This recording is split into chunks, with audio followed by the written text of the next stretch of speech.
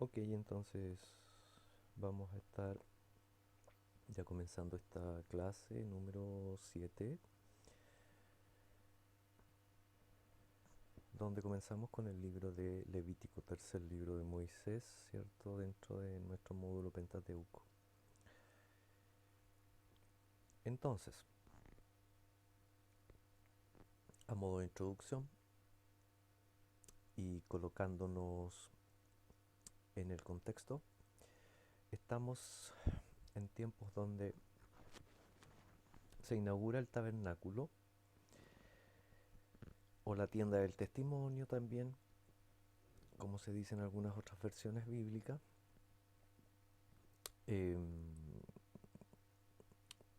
Centro de adoración, centro religioso del pueblo de Israel, cuyo principal motivo de institución es que Dios iba a estar presente con su pueblo y ya con aires de asentamiento. Recordemos que ellos vienen, ¿cierto?, en un recorrido desde Egipto hasta la tierra de Canaán. Sin embargo, el Señor aquí los establece, pero no por mucho tiempo. Entonces ese asentamiento es en alguna medida am, quizás solo de manera parcial, porque veremos cómo ellos al avanzar en su peregrinaje, en su trayectoria hacia la tierra prometida, son varias las veces en que ellos se, se vuelven a asentar. Entonces, hay que tener presente que el Señor dirigía, ¿cierto?, los pasos, los caminos, o más bien las trayectorias de recorrido en el desierto del pueblo de Israel. Y donde Él decía, aquí, bueno, ahí se asentaba el pueblo, armaba sus carpas familiares, pero también armaban lo que era el tabernáculo o la tienda de la cita, como también se dice. ¿Ok? Entonces se volvían a sentar y ellos eh, centraban en este tabernáculo lo que era la adoración a Yahweh o al Dios de Israel. ¿Ok? Entonces estamos en ese contexto, acaba de ser inaugurado con gran espectacularidad este tabernáculo. Dios se hace presente, ¿no es cierto?, ahí en el lugar santísimo. Entonces Moisés, Aarón y sus hijos presentan las primeras ofrendas. Bien, y como ya nosotros hemos entendido, todos los libros del Pentateuco son llamados según las primeras letras de cada libro. Al menos lo que es la versión israelita de la Torá. En la Septuaginta, que es la versión de los 70, ¿no es cierto? Ya hemos hablado de esto. Es entonces cuando a los diferentes libros del Pentateuco se les llama Génesis, Éxodo, Levítico, Número, Deuteronomio. Am, Sin embargo, en la Biblia hebrea, que tiene, digamos, anterioridad respecto a la Septuaginta, el nombre de Levítico era Vaikra. ¿Por qué? Porque el libro comienza de esa manera, y llamando, lo que significa Vaikra, y llamando Dios a Moisés, y luego, ¿cierto?, comienza ya a desarrollarse la lectura en el libro. Entonces, ese es un detalle, ¿no es cierto?, importante. Hasta aquí han sido establecidos los de la tribu de Leví, llamados levitas, ¿cierto?, que son una de las tribus de Israel, como administradores del servicio del templo. Son consagrados, son llamados por Dios, a diferencia de otros cultos que había, digamos, de forma paralela en los países, naciones aledañas, vecinas del pueblo de Israel. Aquí es Dios el que establece cada uno de los procedimientos, de los detalles, de la construcción, del diseño, etcétera, con respecto al culto. Los demás cultos en paralelo, los dioses, ¿cierto?, que las naciones tenían, eran ellos mismos los que creaban toda la articulación, digamos, ¿ah? La constitución de esos cultos eran los mismos hombres los que establecían. Obviamente ahí hay un tema de conveniencia, ¿cierto? Quizás habían otros intereses, ellos lo imponían a través de sus reglas. Entonces es importante notar que aquí es el mismo Señor el que establece los procedimientos y las formas de cómo acercarnos a Él. Él es el que provee el camino, ¿ya? Eso es importante porque en alguna medida también nos quita a nosotros la responsabilidad de cómo poder agradarle a Él, ¿ya? Y nos da también al mismo tiempo la seguridad de cómo poder agradarle, encontrarle, ¿ok? Bien, Levíticos es un libro complejo porque a veces se puede hacer un poco difícil la lectura por lo repetitivo del lenguaje. Y usa quizás términos que nosotros no usamos, obviamente. Estamos situándonos aquí históricamente hace 3500 años. Comprenderán que la vida quizás era diferente o la percepción de la vida era distinta. Entonces, ¿cómo catalogar el género de Levítico? Bueno, en su mayoría es legislativo porque formula, desarrolla, muestra, nos indica las leyes referentes al servicio del templo. Sin embargo, también entre medio vamos a encontrar narraciones, historias, ¿ok? Comprendiendo este género narrativo dentro de la naturaleza del género narrativo que encontramos en el Pentateuco, cosa que ya hemos hablado, ¿no es cierto? Que no necesariamente es exactamente igual, sino que también tiene un sesgo ideológico, teológico en muchos casos, con un propósito definido. Yo quisiera que viéramos un videíto porque todo lo que ocurre en el libro de Levítico gira en torno a lo que es el servicio del tabernáculo o la tienda, ¿no es cierto?, de la cita.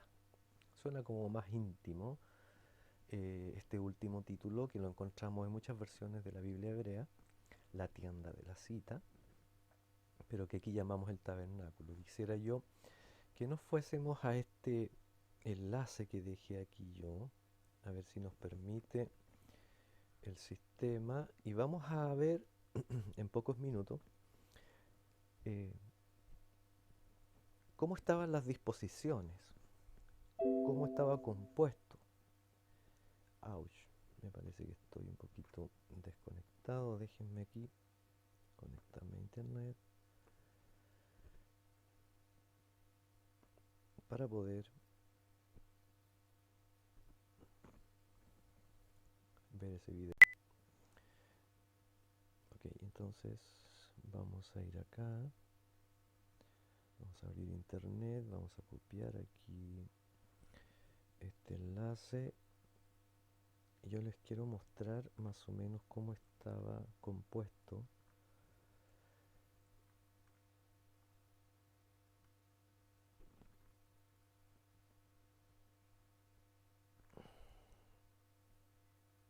el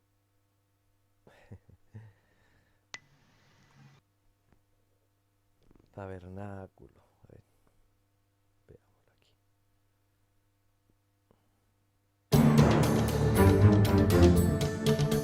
veámoslo aquí.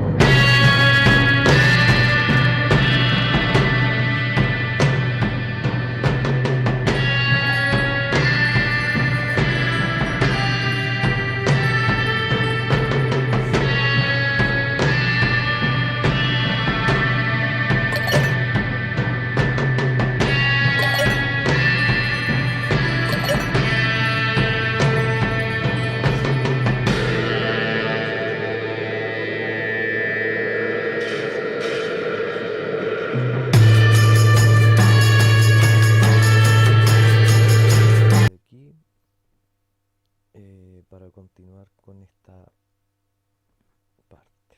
¿Ok? Espero que haya quedado entonces un poquito claro. Y am, ese es entonces el centro religioso donde el Señor permitía que su pueblo se acercara y tuviera una relación espiritual, pero también visual, ¿ok? De la presencia del Señor. Existen otros templos en el culto, en la metodología, digamos, perdón, en el servicio al Señor, sí, después vienen otros llamados el templo de Salomón, ¿ya?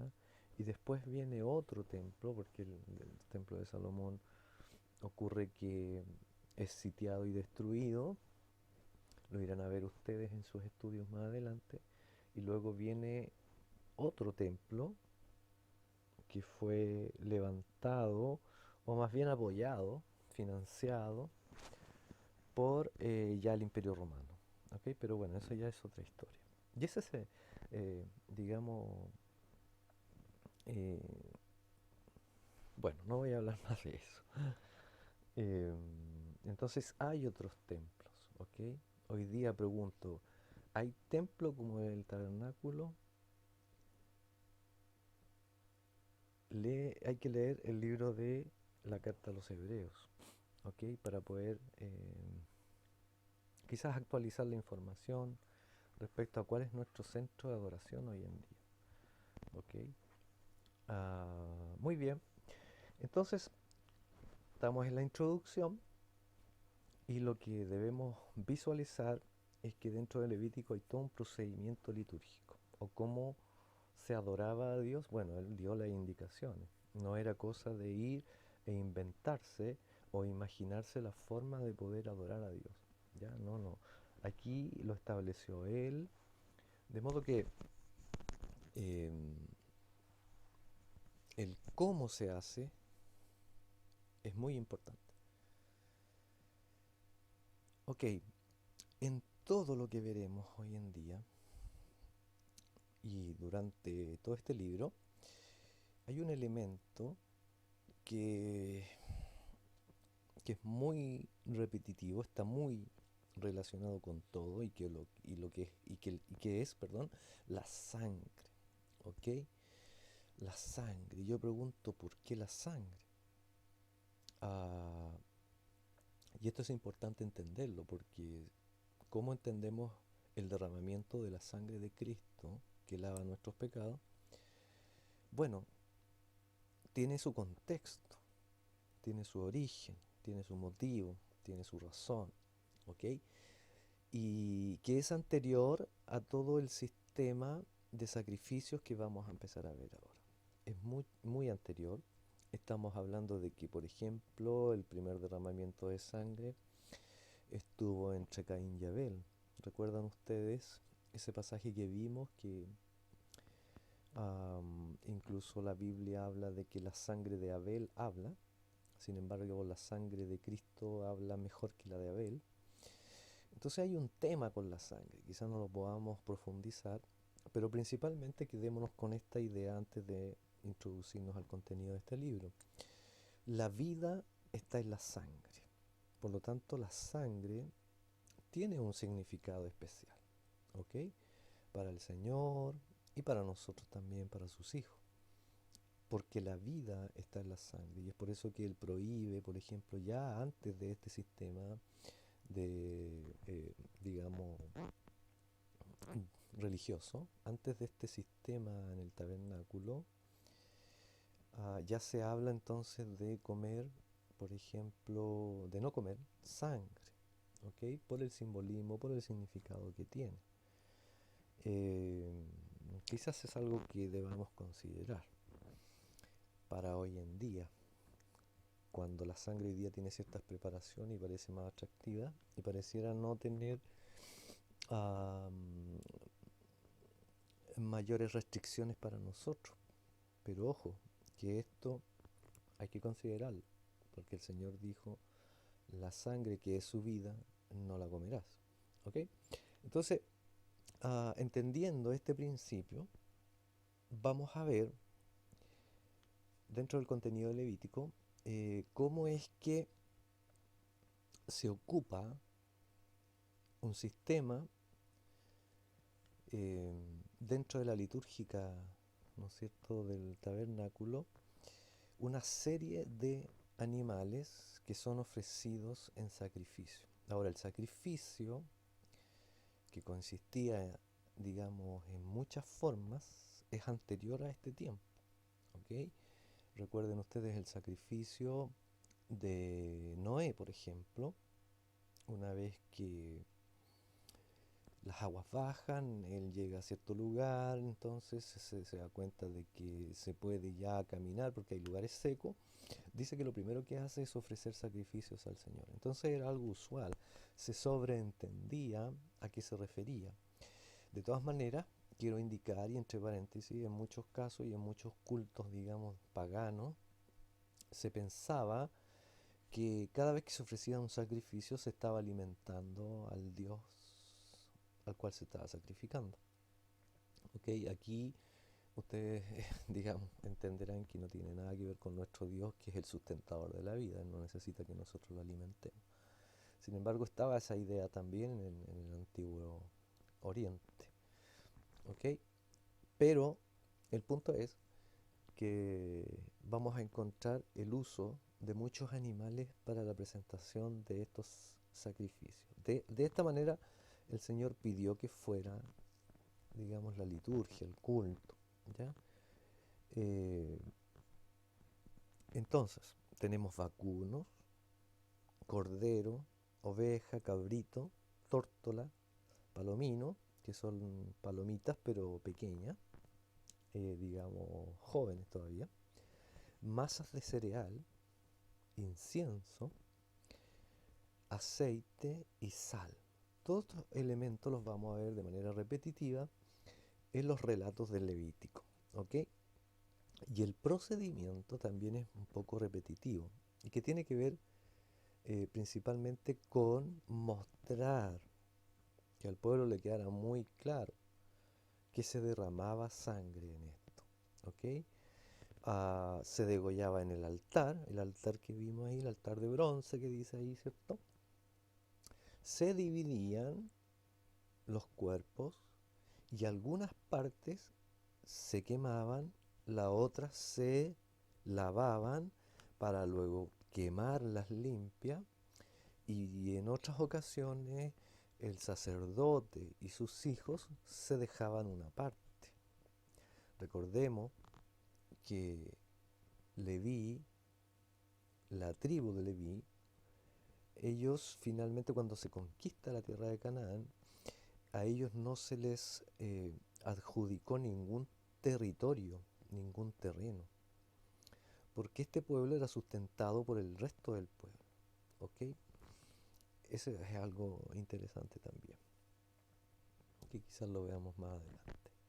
Cada uno de estos animales tenían una alta exigencia, altos estándares de calidad para presentárselo al Señor. En primer lugar, no tenía que tener defecto.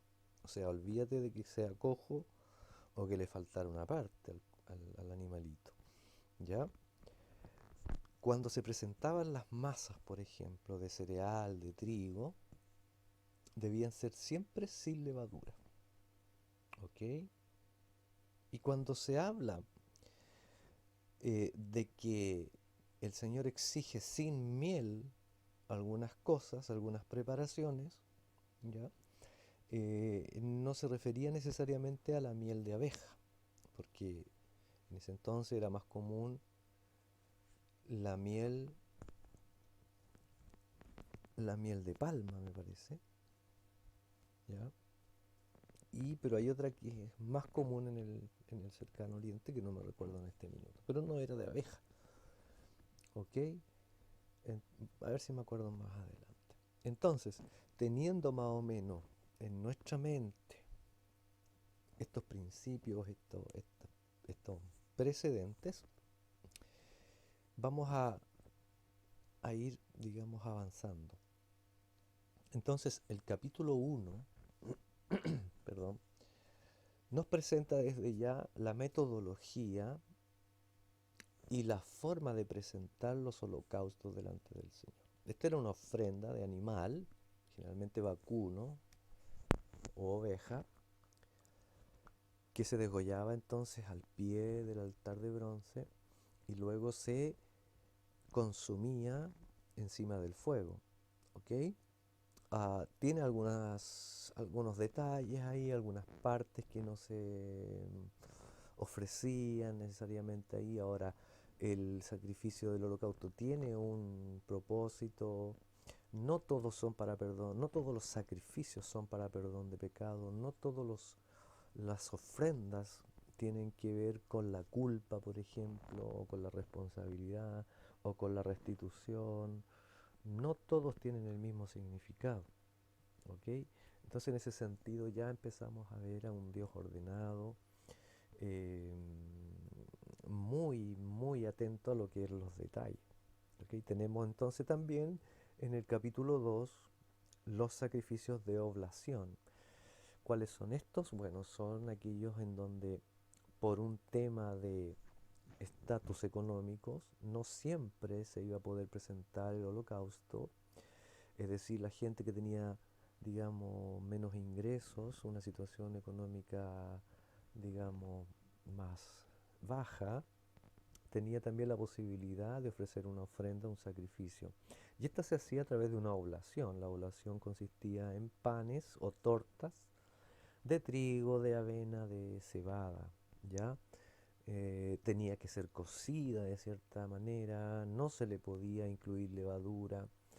Habían unas que eran fritas, otras cocidas en la cacerola, en la olla. Van a encontrar quizás en su lectura expresiones como cuando la ofrenda sea cocida en cazuela, pero con la cazuela uno piensa en ¿no es cierto?, en el pedazo de carne, la papa, el choclo. No, aquí la palabra cazuela tiene que ver con olla, es decir, la torta podía ser cocida frita en un sartén o en una olla, ¿ok? Pero también habían distintos utensilios para cocción, como por ejemplo, habían unos de cerámica y otros que eran de bronce, ¿ok? O de cobre, como insisto, en ese entonces aún el bronce todavía no se, no se manufacturaba, ¿ok? Recuerden que el bronce es una aleación de dos metales. No es que uno saque bronce de la tierra, uno lo que saca es cobre y creo que con hierro, y eso hace el bronce, ¿ok? Entonces hasta este periodo de tiempo no había bronce, había cobre. Entonces bueno, ahí era donde se cocían entonces las tortas o los panes, ¿cómo lo llamaríamos hoy en día? Sí, tortas, ¿ah? Sin levadura, o panes sin levadura, o no sé, una masa cocida, ¿ya? Ok. Otro tipo de ofrenda, y que era muy importante, era la ofrenda de paz. ¿Ok? Esta era una ofrenda que no tenía relación con el pecado, tenía relación con la intención del corazón de aquel que la ofrecía. ¿Ya? Y esta podía ser, digamos, de diferentes animales o de otros materiales. Entonces, pero el punto es que este no tiene que ver con el pecado, tiene que ver con un tema de adoración, con un tema de ofrenda voluntaria. ¿Ok? Había otra forma de presentar un sacrificio que está detallado en el capítulo 4 y que tenía que ver con el pecado involuntario. Es decir, está la premisa de que aunque el que cometa el pecado no sepa que está pecando, va a llegar el día en que se va a dar cuenta de alguna manera, es decir, quizás va a escuchar una exhortación, una meditación de las escrituras cada vez que quizás se leía, se estudiaba y se iba a dar cuenta, wow, yo hice esto y no me había dado cuenta, entonces fui pecador, pero pecador involuntario. Aún así tenía también la obligación de presentar ciertas ofrendas, ¿ok? Y le podía pasar al sacerdote, le podía pasar al pueblo en general como una unidad, digamos, ya como todo el país que cayó en lo mismo, le podía pasar al rey o juez, quien estuviera gobernando eh, el pueblo, y también le podía ocurrir al ciudadano común y corriente de manera, digamos, personal, ¿ok? Como individuo. Parte del sacrificio que se presenta, parte, es decir, el excremento, por ejemplo, de los animales, algunas otras partes, se llevaba afuera del tabernáculo, afuera del patio, afuera del, digamos, eh, s- del lugar, afuera, y ahí se botaban en el mismo lugar donde las cenizas también. Imagínense ustedes todos los días, muchos sacrificios, juntaban mucha ceniza, eso lo botaban en un lugar determinado, pero fuera del tabernáculo. Y todo eso junto con estas partes que eran de los animales y que am, no se ofrecían. ¿Ok? Entre esos el estiércol. Había una pregunta, ¿cuál es la diferencia entre holocausto y expiación? ¿Mm? Porque pareciéramos de pronto eh, relacionar todo como si fuese lo mismo. Entonces, ¿cuál es la diferencia entre sacrificio y expiación? A mí me gustaría que lo averiguaran, por favor, y que si pueden traerlo en la clase número 8 sería genial. Algún bonus track irá a recibir la persona que lo investigue y conteste esa pregunta.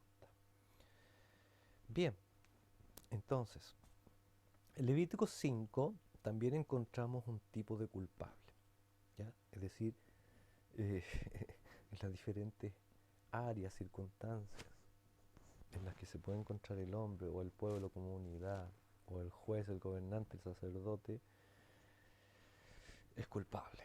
¿Ok? Por ejemplo, negarse a atestiguar.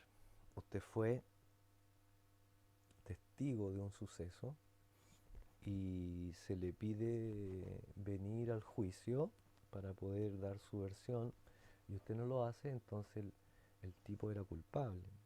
¿Ok?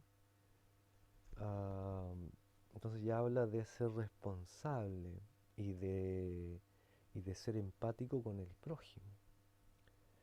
Por otro lado, también era culpable el que tocaba cosas sucias, incluso sin darse cuenta. ¿Ya?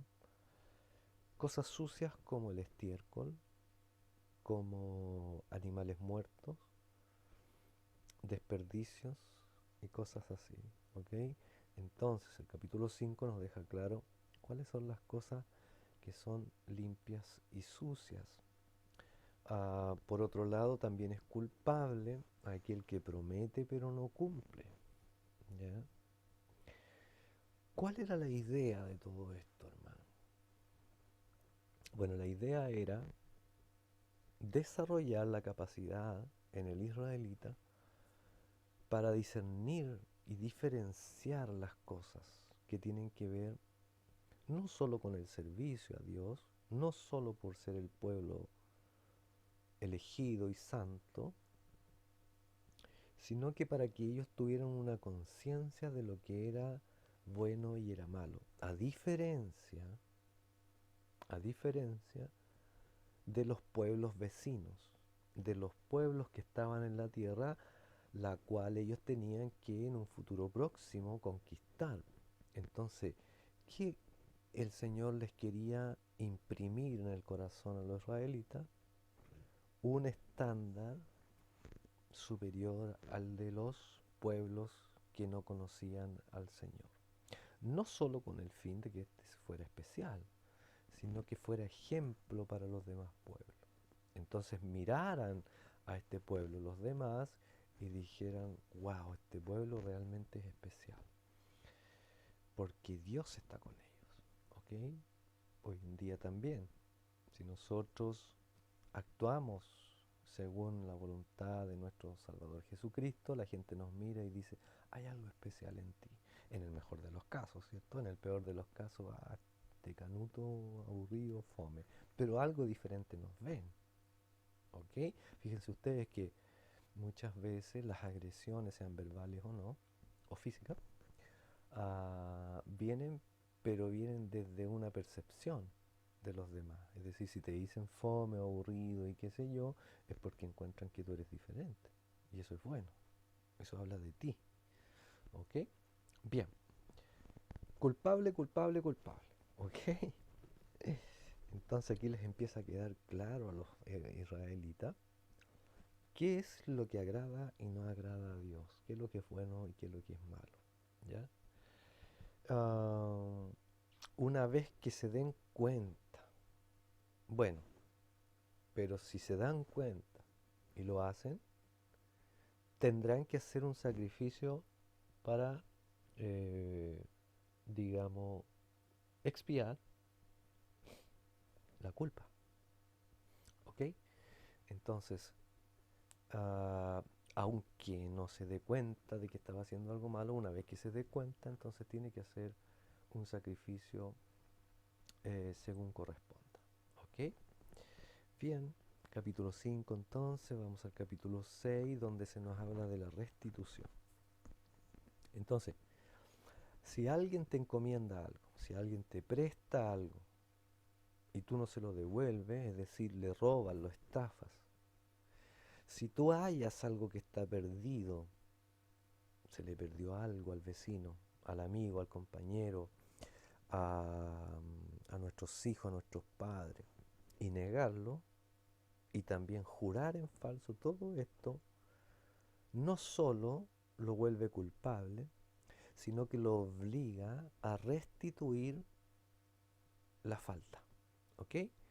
Si alguien te dejó encargado algo y tú no fuiste responsable con eso, lo restituyes, pero además debías pagar un quinto de eso, es decir, alrededor del 20%, ¿sí? Si no me fallan las matemáticas. Entonces, si te prestaban algo, no sé, pongámosle un libro, y por alguna razón que tú no comprendes y que nunca quisiste, te lo tomó el hijo, el pequeño, la pequeñita, te sacó un par de hojas. Entonces tú debías venir, comprárselo nuevo, pero además darle alguna especie de compensación. ¿Ok?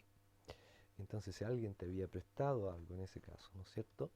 Ahora, si tú te quedas con algo, o mientes, o lo niegas, o juras en falso, todo tenía no solo la culpabilidad y por lo cual había que ofrecer sacrificios. Imagínate, no solo tenías que devolver lo que, lo que se te había perdido o encomendado, ¿ya? Sino que además tenías que ofrecer un sacrificio, devolver lo que adeudabas y añadirle un quinto, ¿ya? Un 20%, no sé.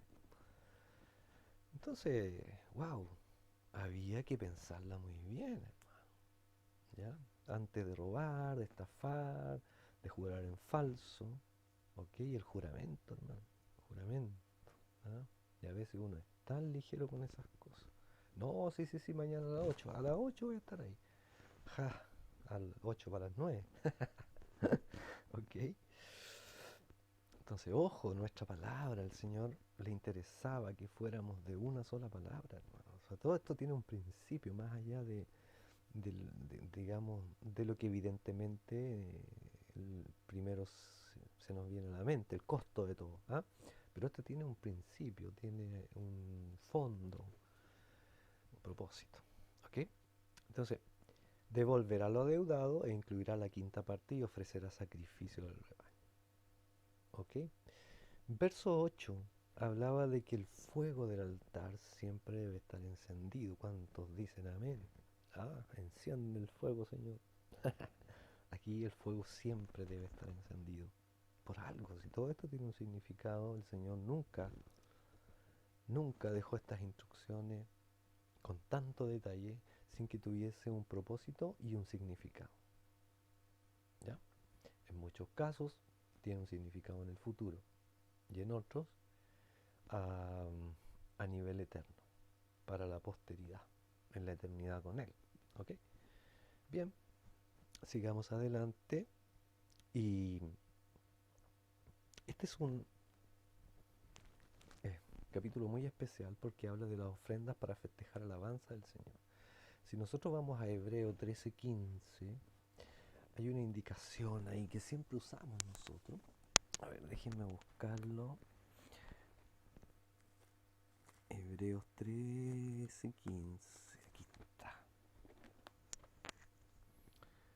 Dice, así que ofrezcamos siempre a Dios, por medio de Él, sacrificios de alabanza, es decir, frutos de labios que confiesan su nombre. Cuando el israelita hablaba de sacrificios de alabanza, no se refería, o sea, el israelita sabía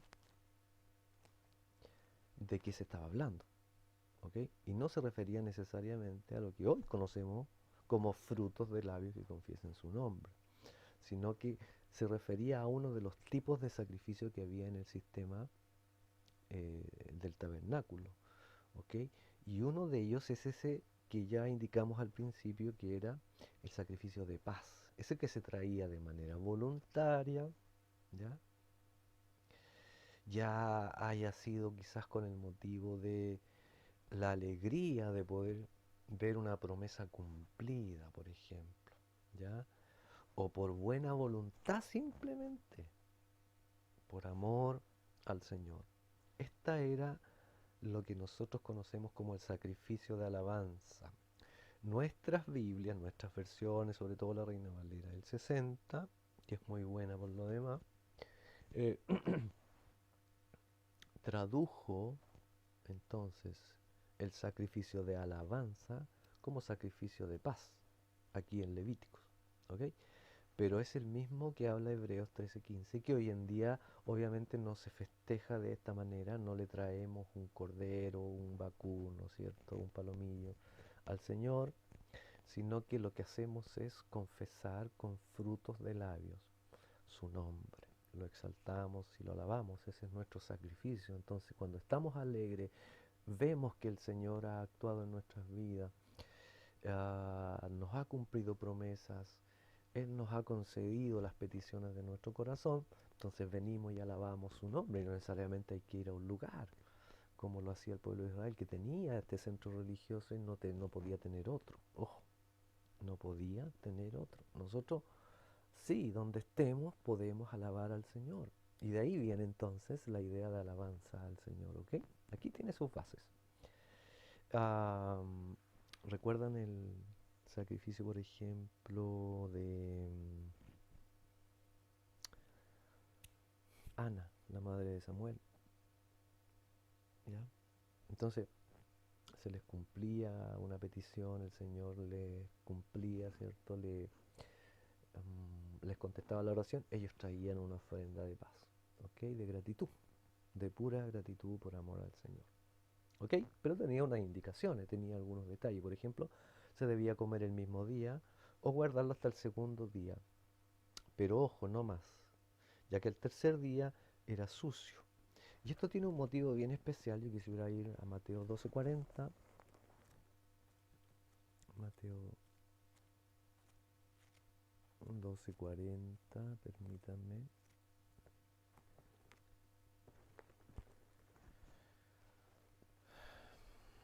Mateo 12:40. Déjenme echar una miradita aquí. Sí, está bien. Okay.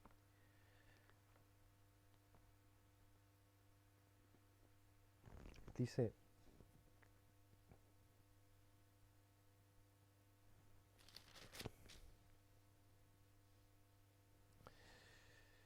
déjenme hacer una correlación.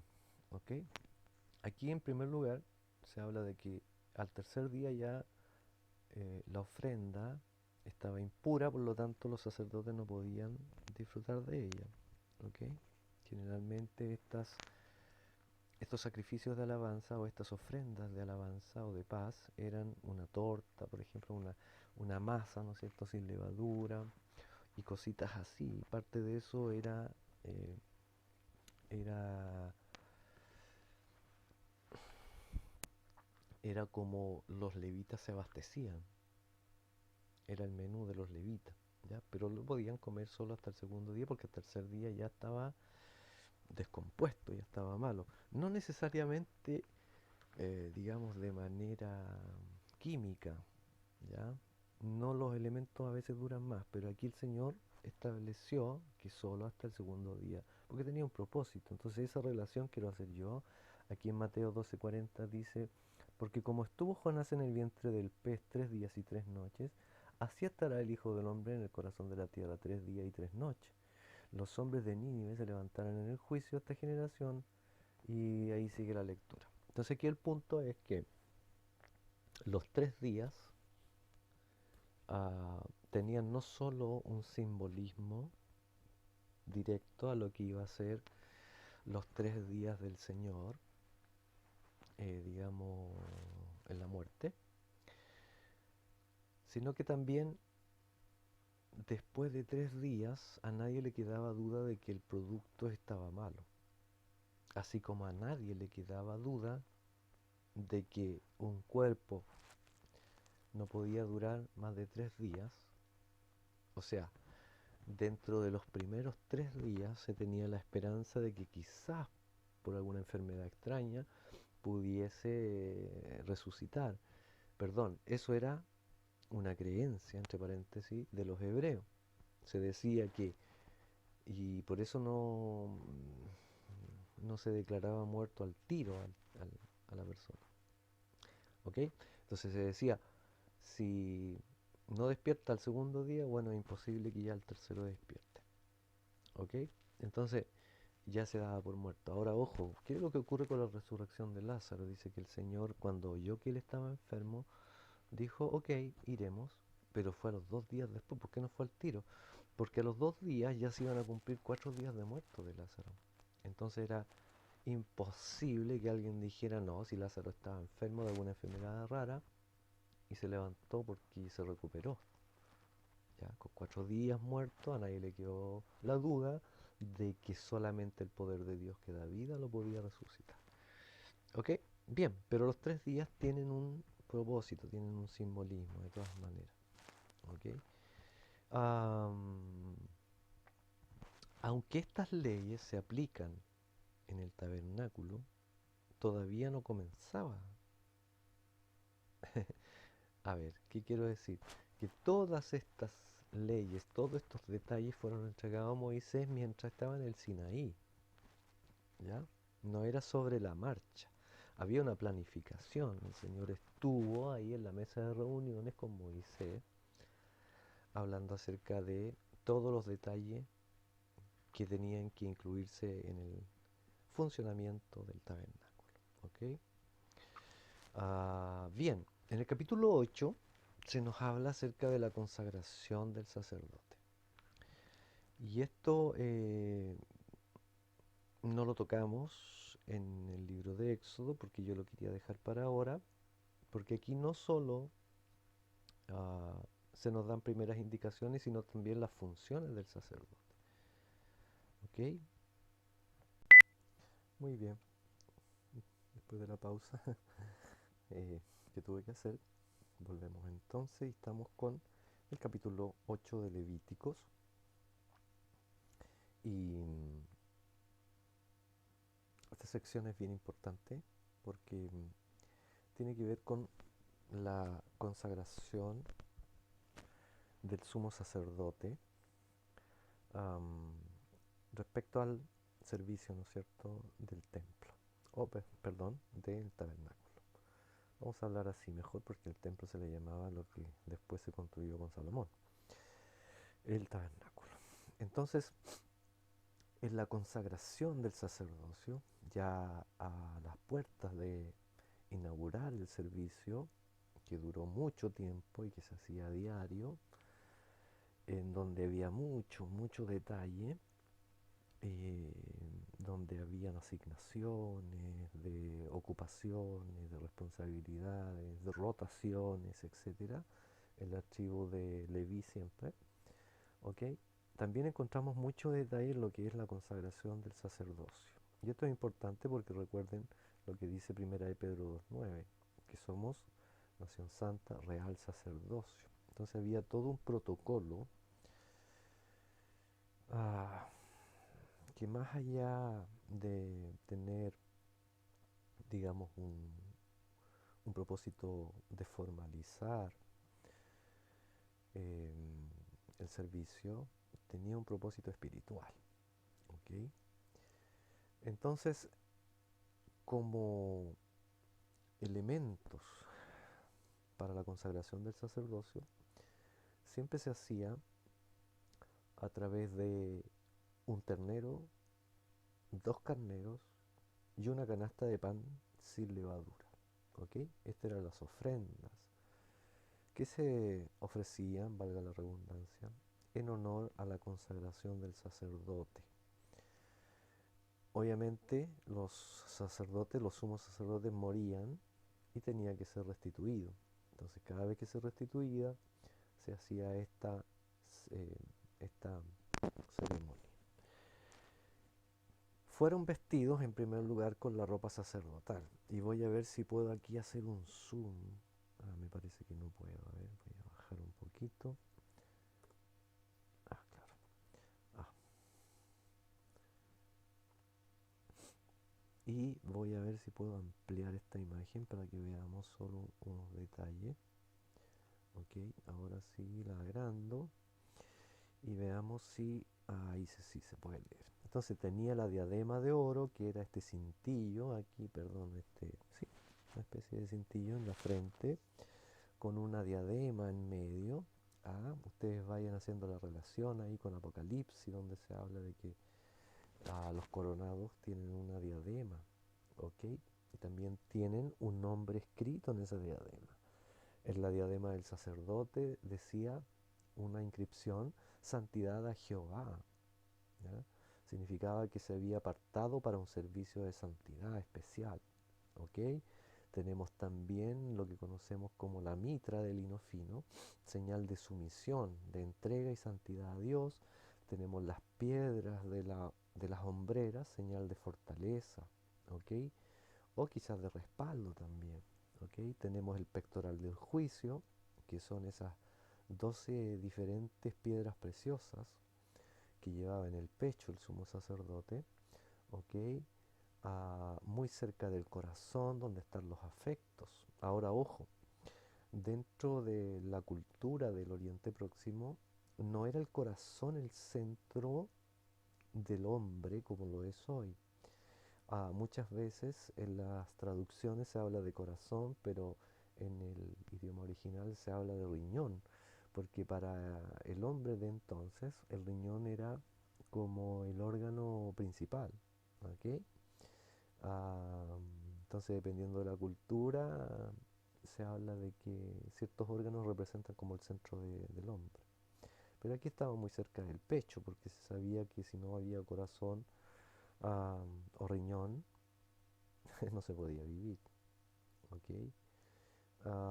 Ok, entonces tenemos también el cinturón, este cinturón que ustedes pueden ver ahí, ¿cierto? Acá, símbolo de servicio o de ministrar a otros. Ahí usted puede ver la referencia en Juan 13, 4 al 10. El posible significado de eso. ¿Ok? El manto, también se habla aquí del manto. Sobre él descansaban las granadas. Nos hablan de frutos del creyente y las campanillas del testimonio. Estas campanillas tenían un propósito, porque recuerden ustedes, dentro de la ceremonia había una fiesta llamada hasta hoy en día el Yom Kippur, donde entraba, a, se llama el día del sacrificio en realidad, ¿ok? Donde entraba el sumo sacerdote a ofrecer la sangre en el lugar santísimo. Y si este sacerdote, cuya preparación era con un año de antelación, no había sido correctamente, entonces el sacerdote caía muerto. ¿Ok? Y si las campanillas no sonaban, estas campanillas que tiene ahí abajito, si no sonaban más, entonces todos los que estaban afuera sabían que el sacerdote no había sido acepto y había muerto. ¿ok? Entonces, las campanillas era, digamos, estético, pero también funcional. Entonces lo sacaban, después ya había todo un protocolo, ¿ok? Am, entonces tenía la vestimenta, fíjense bien, que abajo tenía delantal, arriba tenía otro y arriba otro más, ¿ya? Aquí me falta una parte, sí, ¿ok? Una parte que iba como al lado del pectoral aquí, que era el llamado urín y tumín, que eran dos cajitas. ¿Qué tenían estas cajitas? Bueno, está dentro de la controversia, porque algunos creen que tenía unas piedrecitas, piedrecitas especiales, quizás con letras. Otros creían que tenía algunos extractos de las escrituras, ¿ok? Pero ¿cuál era el fin del Urim y Tumim? Bueno, era la forma en que ellos leían la voluntad de Dios, ¿ya?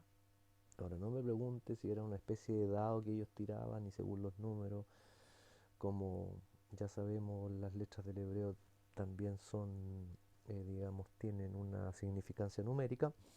Quizás ellos, a través de tirar estos dados, ellos podían leer la voluntad de Dios. La verdad es que hay bien pocos antecedentes sobre eso, ¿ya? Pero de alguna manera ellos entendían cuál era la voluntad de Dios a través de la interpretación de lo que había dentro de estas cajitas llamadas Urim y Tumim, ¿ya? Por eso no nos debe extrañar que, por ejemplo, en el libro de los Hechos, am, cuando había que sustituir el lugar de Judas Iscariote, dice que los discípulos echaron suertes, ¿ya? Ahora, ojo, muchos dicen entonces los juegos de azar no son malos porque se lo usaban ellos.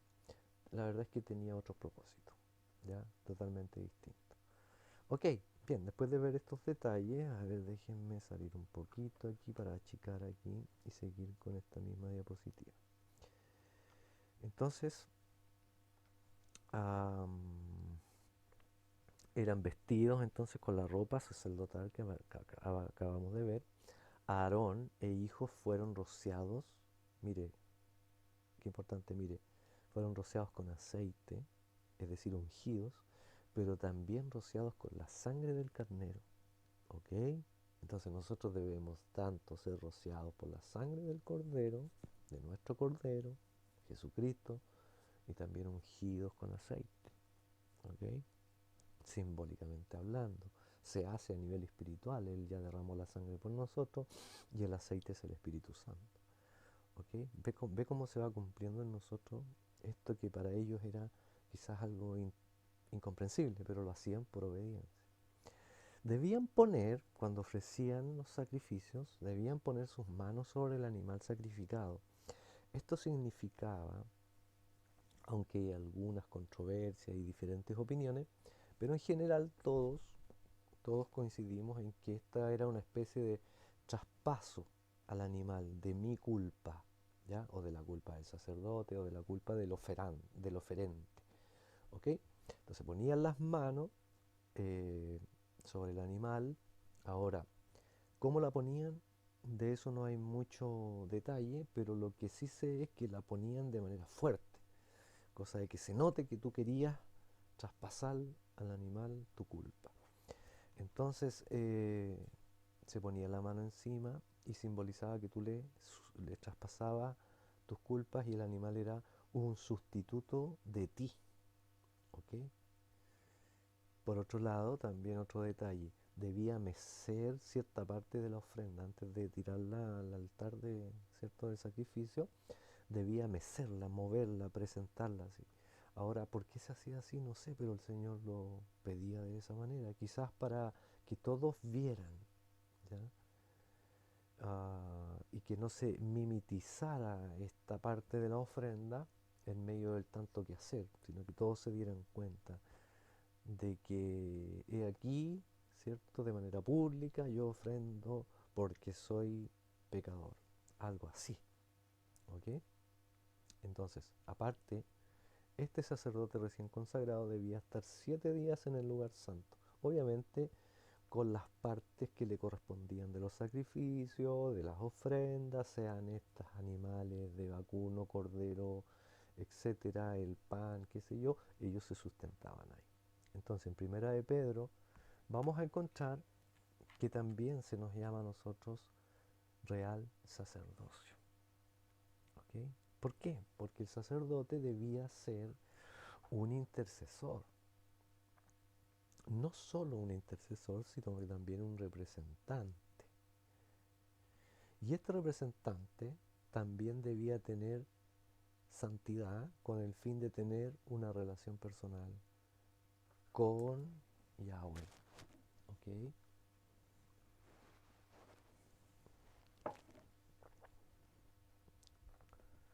Y todo tiene una relación, porque si el sacerdote es santo, entonces representa a Dios, su voluntad, y la va a reflejar de esa manera.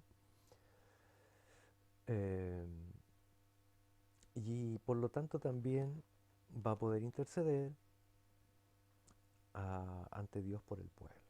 La figura del sacerdote era muy importante y era muy respetada, ¿ya? Dentro de la liturgia del tabernáculo.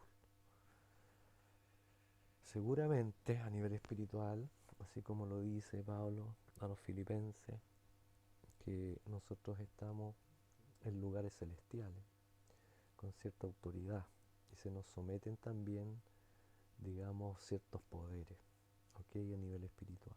Bien, entonces, capítulo 9 está la bendición sacerdotal. Y yo la quise destacar dentro de este capítulo, entre otras cosas, ¿cierto?, que salen ahí en ese capítulo, es esta que debiésemos nosotros como ministros usar este tipo de bendiciones, porque es algo que instituyó el Señor para el sumo sacerdote. Sin embargo, no lo usamos, pero lo que a mí me interesa es que el Señor lo use con uno. ¿Ah? Nuestro mediador, nuestro sacerdote, sumo sacerdote, que es Jesucristo el Señor, ¿ya?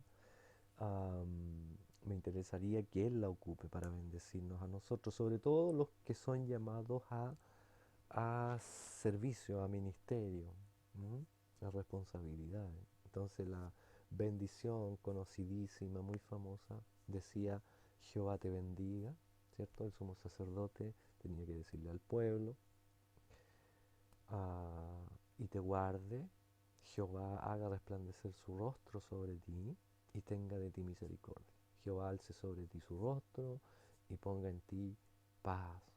Y pondrán mi nombre sobre los hijos de Israel y yo los bendeciré.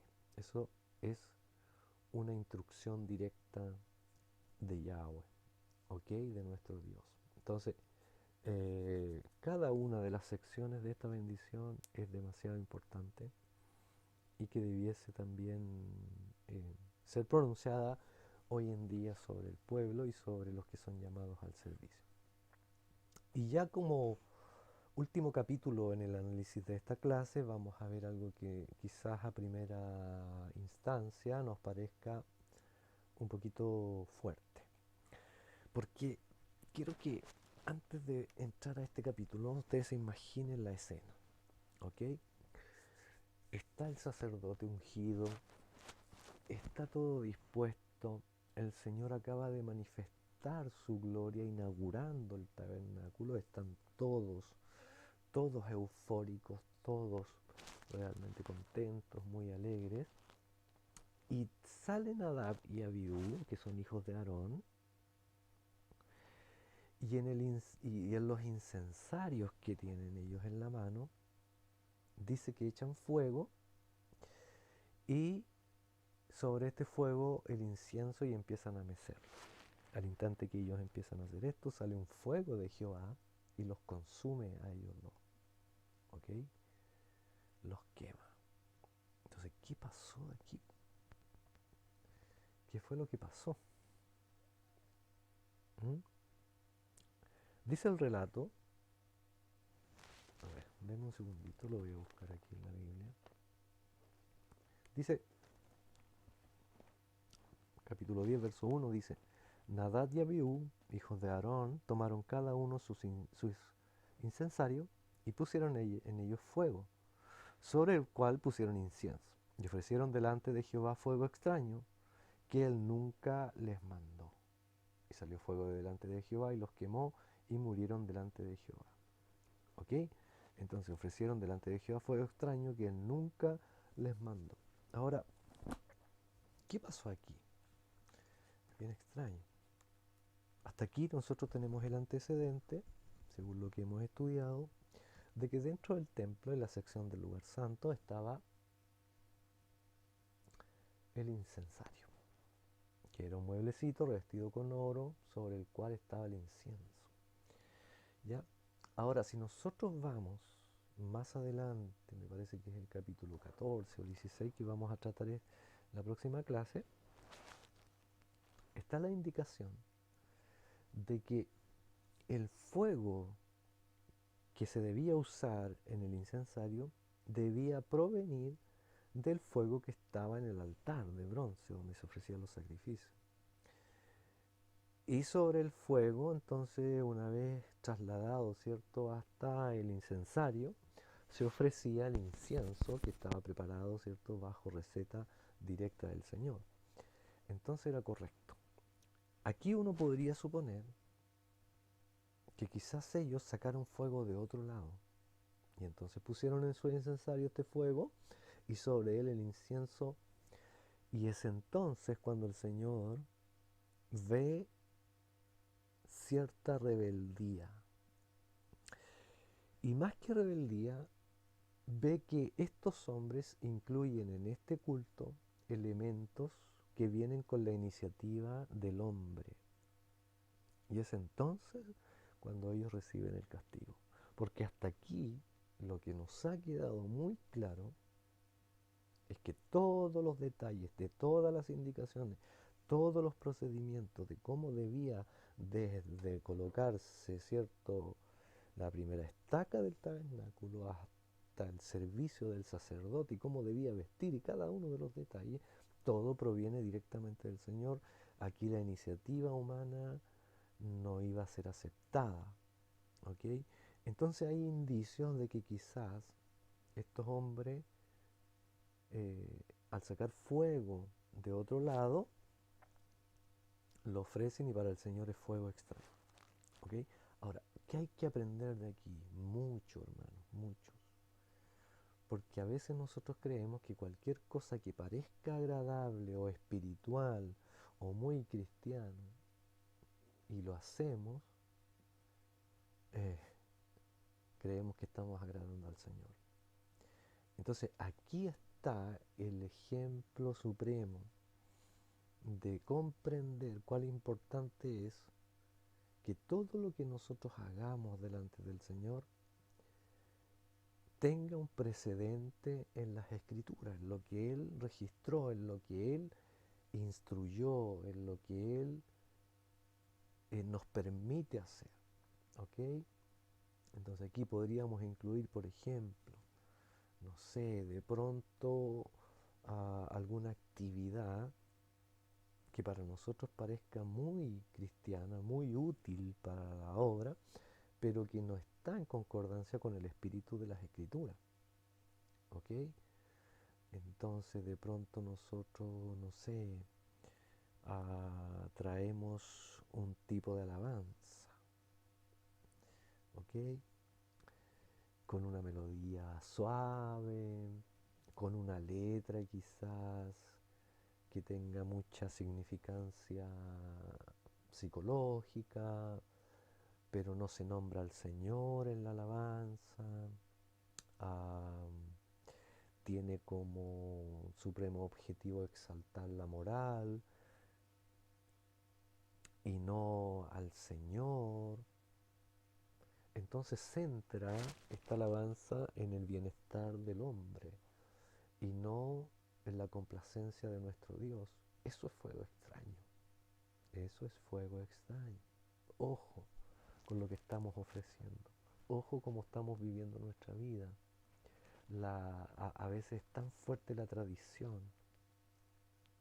A veces es tan fuerte la liturgia en nuestros cultos, en nuestras organizaciones, pero nos hemos detenido y preguntado, Señor, ¿esto es tu voluntad?